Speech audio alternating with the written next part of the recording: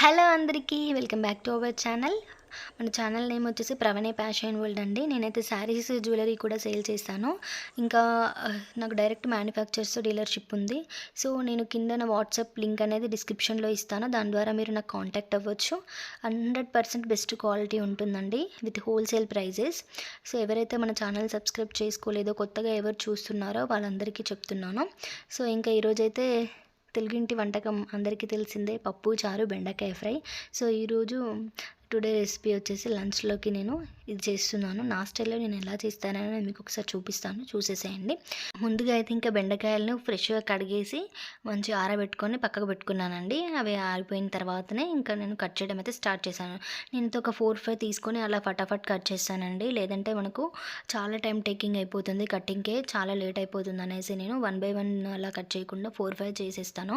నాకు ఒక vegetable cutter కూడా ఉంది. కాకపోతే ఏంటంటే దాంట్లో మరీ ఎక్కువ సన్నగా అయిపోతాయి. సో అలా వద్దనేసి ఇంకా ఇలా కట్ చేస్తేనే మనకు డీప్ ఫ్రైకి చాలా బాగుంటుంది. బెండకాయలు అనేవి మంచిగా ఫ్రై అవుతాయి. సో నెక్స్ట్ అయితే ఇంకా పప్పు ఉడికిపోయిందండి. సో క్యాప్ తీసేటప్పుడు చాలా జాగ్రత్తగా తీయాలండి. ఎయిర్ అంతా తీసేసిన తర్వాతనే క్యాప్ అనేది ఓపెన్ చేయాలి, లేదంటే పేలిపోయే అవకాశాలు కూడా ఉంటాయి. సో మనము స్పూన్తో కానీ లేకపోతే కొంచెం ఒక 15-20 మినిట్స్ అలా వదిలేసి స్టవ్ ఆఫ్ చేసిన తర్వాత అలా ఉంచేస్తే ఎయిర్ అంతా పోతుంది. ఇంకా సో అప్పుడే క్యాప్ ఓపెన్ చేసి మంచిగా కలుపుకోవాలి పప్పును. సో ఈ విధంగా చూడండి ఎలా అయిందో పప్పు, మంచి కన్సిస్టెన్సీ వచ్చింది కదా. ఇంకా దాన్ని స్టవ్ మీద పెట్టేసుకొని సాల్ట్ ఇంకా కారాన్ని కూడా యాడ్ చేసేసుకోవాలి. ముందుగా ఉడికేటప్పుడే కారము సాల్ట్ వేసేస్తే ఏమైపోతుందంటే అది కొంచెం పలుకుగా ఉడుకుతుంది, చాలా టైం పడుతుంది. సో అందుకోసం అనేసి నేను కంప్లీట్గా కుక్ అయిన తర్వాతనే ఇంకా కారము ఇంకా సాల్ట్ అనేది యాడ్ చేస్తాను. ఇలా చేస్తే 4-5 విజిల్స్లోనే తొందరగా ఉడికిపోతుంది కందిపప్పు అనేది.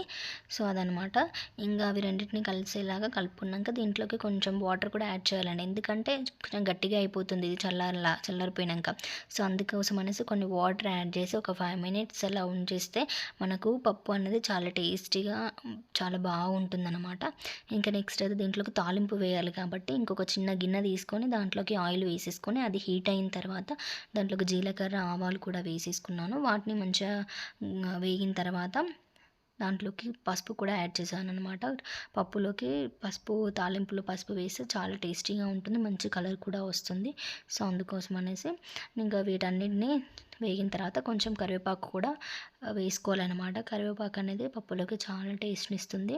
సో జాగ్రత్తగా వేసుకోవాలి, చిల్లుతుంది. మూత పెట్టుకొని వేసుకుని స్టవ్ ఆఫ్ చేసుకుంటే సరిపోతుంది. ఇంకా ఈ తాలింపుని పప్పులోకి యాడ్ చేసేసుకొని కలిపేసుకోవాలి. చూడండి ఏ విధంగా అయిందో, ఎంత బాగుంది, చూస్తూనే నోరు ఊరిపోతుంది కదా. ముద్దపప్పు ఇంకొంచెం చల్లారితే గట్టిగా అయిపోతుంది అనమాట. నెయ్యిలో వేసుకుందంటే సూపర్ ఉంటుంది. ఇంకా నెక్స్ట్ అయితే నేను ముందుగా కట్ చేసి పెట్టుకునే బెండకాయలు ఉన్నాయి కదా, ఇంకా వాటిలో కనేసి ఒక ముక్కుడు పెట్టుకొని దాంట్లోకి ఆయిల్ వేసేసుకొని ఇంకా ఫస్ట్ అయితే పల్లీలు, మిర్చి వేసుకున్నాను. అవి వేగిన తర్వాత పప్పు, కరివేపాకు కూడా వేసేసుకొని అవి మంచిగా ఫ్రై అయిన తర్వాత బెండకాయలను కూడా యాడ్ చేసేసాను అనమాట. బెండకాయలు కొన్ని వేస్తూ ఫ్రై చేసుకోవాలి. అన్నీ ఒకేసారి వేస్తే అది సరిగ్గా ఫ్రై అవ్వవు, ఇంకా మెత్తబడిపోతాయి అన్నమాట. సో ఈ విధంగా కొన్ని వేస్తూ మంచిగా కలిపేసుకోవాలన్నమాట. చూడండి తగినంత ఆయిల్కి సరిపడా మాత్రమే బెండకాయలు కూడా వేసుకొని డీప్ ఫ్రై చేసుకోవాలన్నమాట. ఇలా మధ్యలో కలుపుతూ ఉండాలి, లేదంటే మెత్తగా అయిపోతాయి. సో అలా కంప్లీట్గా మంచిగా ఫ్రై చేసేసుకోవాలన్నమాట. మీడియం ఫ్లేమ్లోనే పెట్టుకోవాలి. హై ఫ్లేమ్లో పెడితే మాడిపోతుంది, లో ఫ్లేమ్లో పెడితే అసలే ఫ్రై అవ్వవు, చాలా టైం పడుతుంది. కాబట్టి మీడియం ఫ్లేమ్లోనే పెట్టుకుంటే ఫైనల్గా ఇలా అయిపోతాయి అనమాట. ఇంకా లాస్ట్లో మనము సాల్ట్ అనేది యాడ్ చేయాలి. ఫస్ట్ యాడ్ చేస్తే మెత్తబడిపోతాయి.